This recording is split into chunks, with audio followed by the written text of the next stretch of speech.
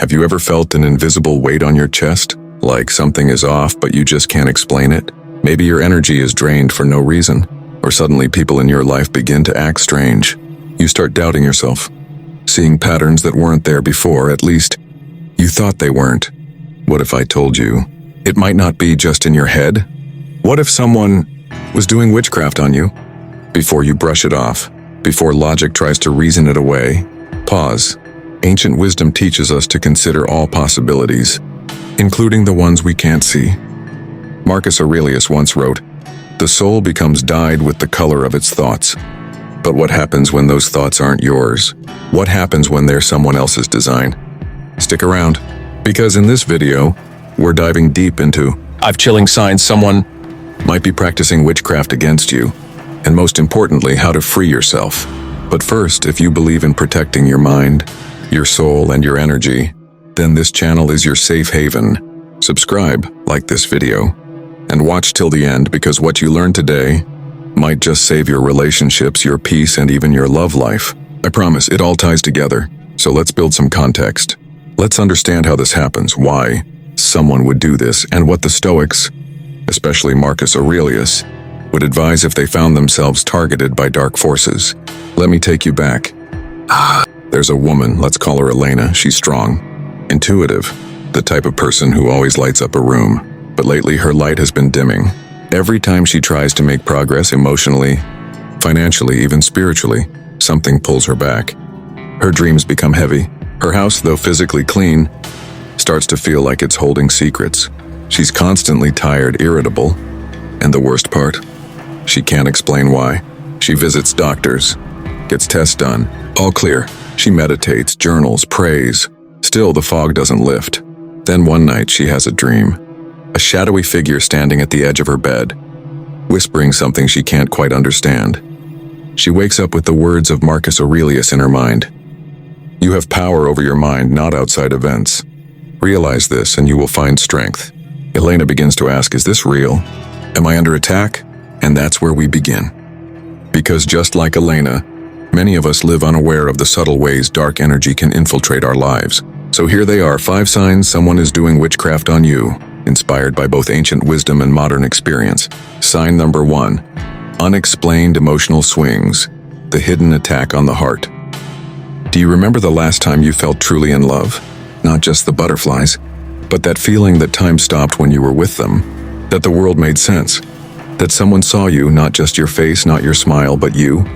Hold that memory. Now imagine it being tainted, not by heartbreak, but by something invisible. This is where our first sign begins. Let me tell you the story of someone who might sound a lot like you. Let's call him Arjun. Arjun was in love, deeply, passionately. The kind of love you think only exists in poetry and old songs. He and Maya had plans, travel, marriage, building a life. But slowly and without warning, things started to change. Not between them at first, but within him. One morning, Arjun woke up and felt numb. No reason. No argument, just cold inside.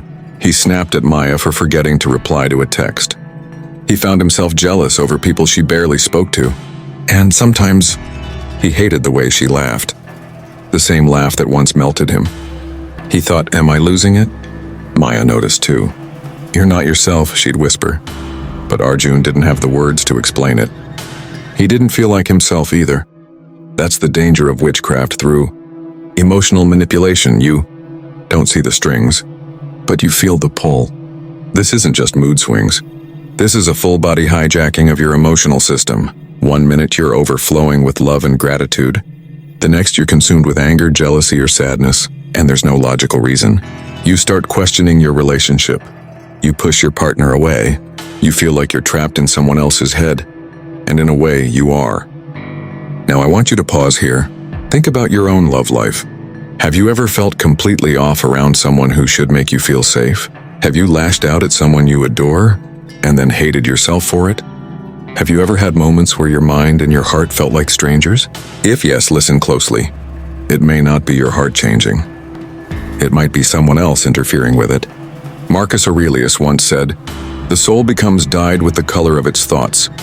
But when someone is doing witchcraft against you, especially spells of confusion, heartbreak, or binding, you're not the one choosing the color anymore.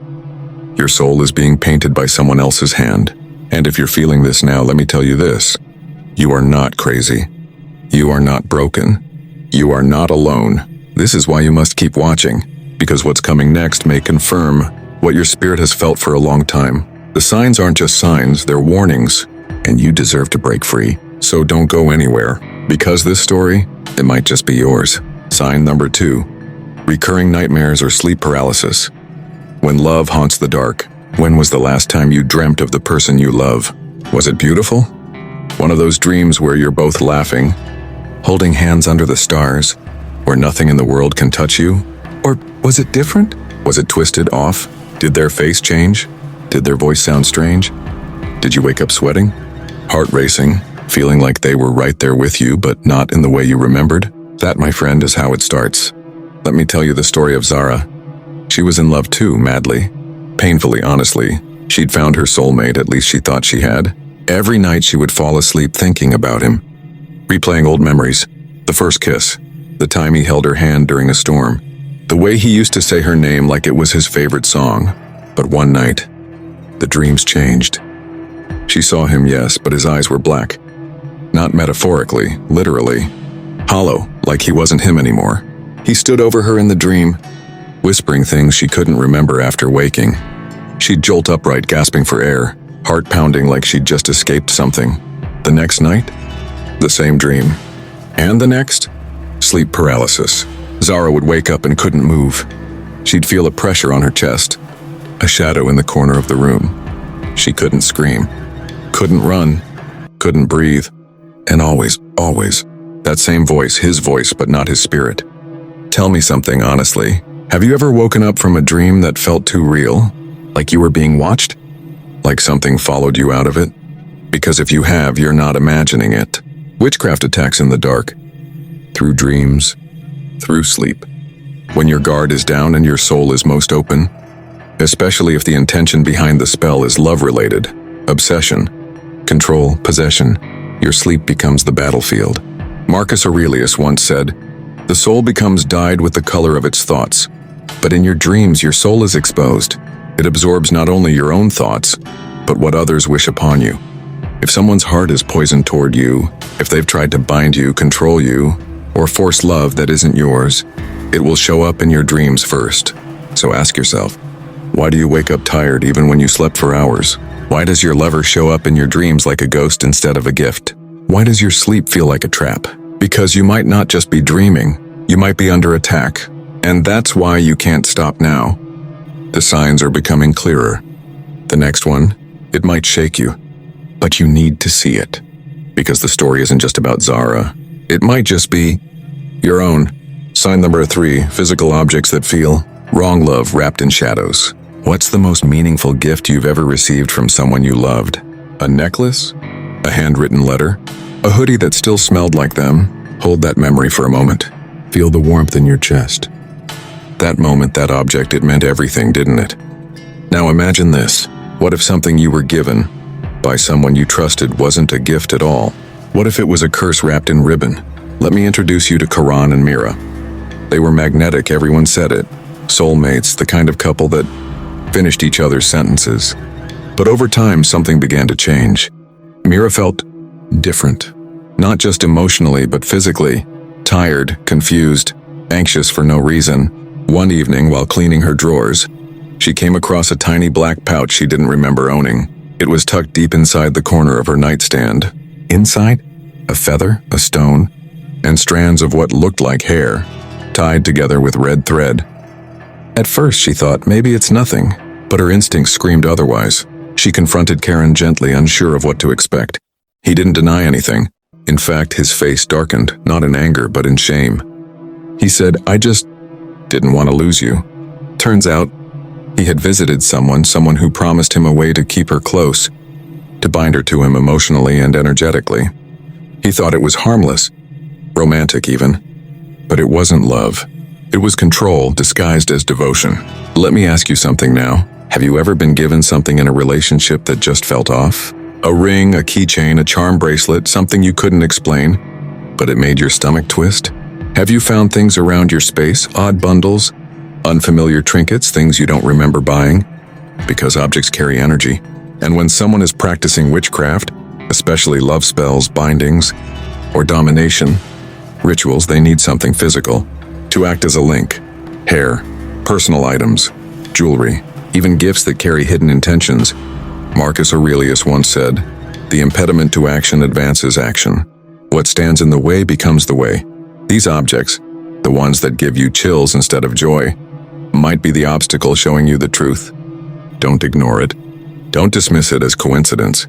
If you keep seeing the same item over and over, if you feel drained around it, if your dreams get darker when it's near, it might not be a keepsake. It might be a key to the cage someone put you in. So I ask again, what's the most meaningful gift you ever received in love? Are you sure it was love? Because sometimes the darkest spells come wrapped in the softest words. And this story, it's not just Karen and Mira's. It could be yours. Don't go anywhere.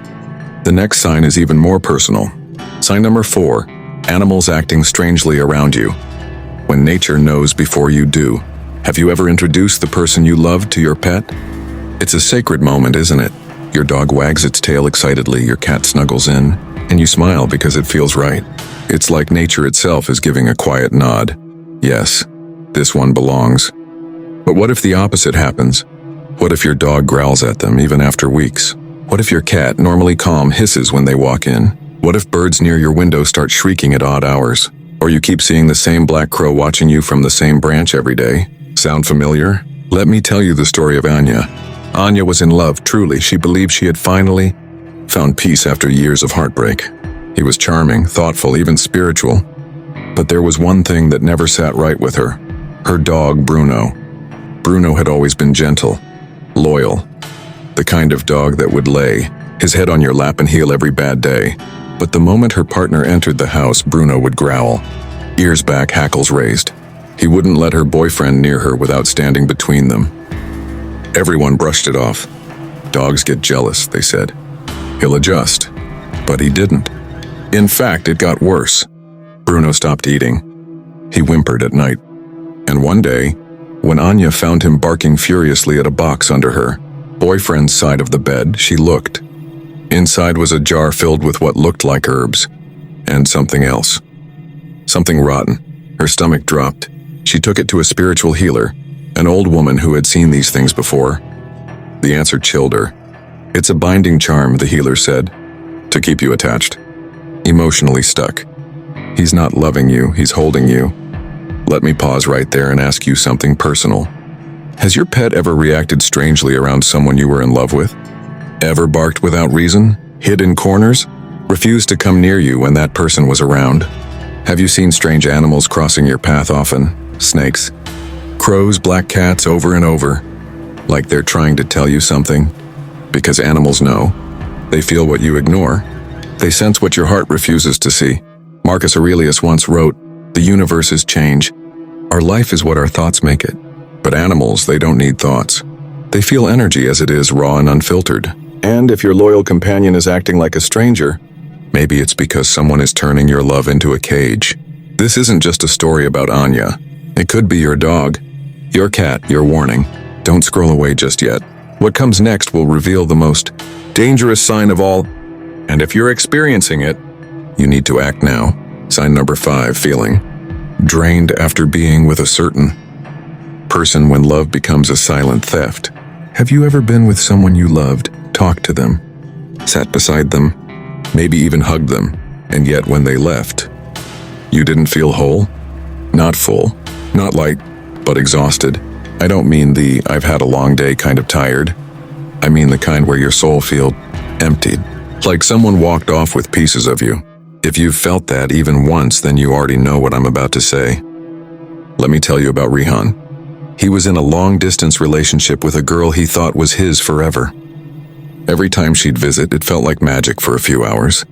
They'd laugh, reminisce, hold each other like the world outside didn't exist. But the moment she left, Rihan would crash. Not just emotionally, physically.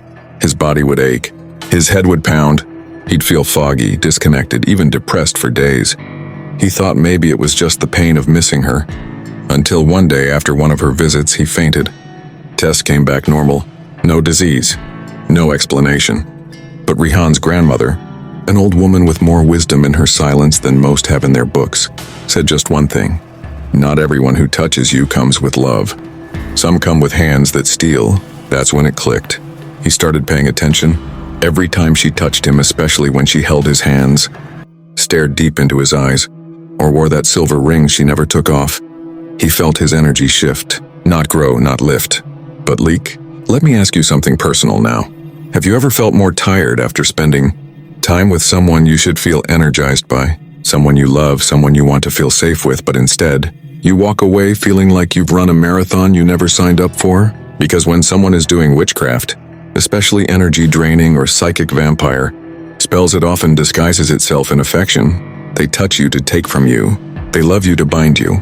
They hold you just long enough to keep you attached, and just drained enough that you can't leave. Marcus Aurelius once said, "If it is not right, do not do it. If it is not true, do not say it." But what if someone's love isn't right or true? What if every kiss is a ritual? Every hug a siphon, every stare a spell? You must listen to your energy. It doesn't lie. Love is not supposed to drain you. It should fill you. If you feel hollow after being with them, it might not be love at all. This isn't just Rihan's story. It might be your story, and you need to hear what's next. Because the next sign, it may be the clearest proof that something dark is at work in your life, and it could change everything. Stay with me. Now that you know the signs, how do you free yourself? It starts with awareness. You've taken the first step just by watching this far. The second step? Cleansing. Not just your space, but your thoughts, your emotions, and your relationships. Burn sage, speak affirmations, reclaim your narrative. Repeat after me. No force has power over my soul. I walk in light. I am shielded by truth. Third, embrace stoic clarity. Meditate on what Marcus Aurelius would do, not react in fear, but act with wisdom. If you are distressed by anything external, the pain is not due to the thing itself, but to your estimate of it. Yes, someone may be doing witchcraft, but you choose how you respond. Let's go back to Elena for a moment. She didn't run. She didn't fight fire with fire. She studied. She cleansed. She cut ties with the person draining her spirit. And day by day, her light returned. Her dreams became peaceful. Her love life flourished. She started her own business and never looked back. Sometimes, spiritual attacks are the universe's way of calling us back to ourselves. So let me ask you, do you feel off lately? Do any of these signs resonate with you? If so, don't panic, but don't ignore them either. Your energy is sacred. Your soul is resilient. And now, you're aware. If this video helped you open your eyes to something deeper, subscribe. Like the video so others can find it. And most importantly, watch it again when doubt creeps back in. Because knowledge isn't power until you use it. And remember what Marcus Aurelius told us. He who lives in harmony with himself lives in harmony with the universe. With that said, thanks for watching. And until next time,